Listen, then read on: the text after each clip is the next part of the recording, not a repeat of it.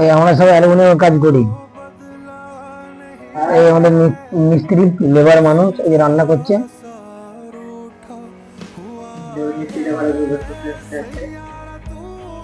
অল্প তেল দিয়ে রান্না হচ্ছে, কারণ পয়সা বাঁচিয়ে বাড়ি নিয়ে যেতে লাগবে। এটা না রান্নার হেল্পার, এই যে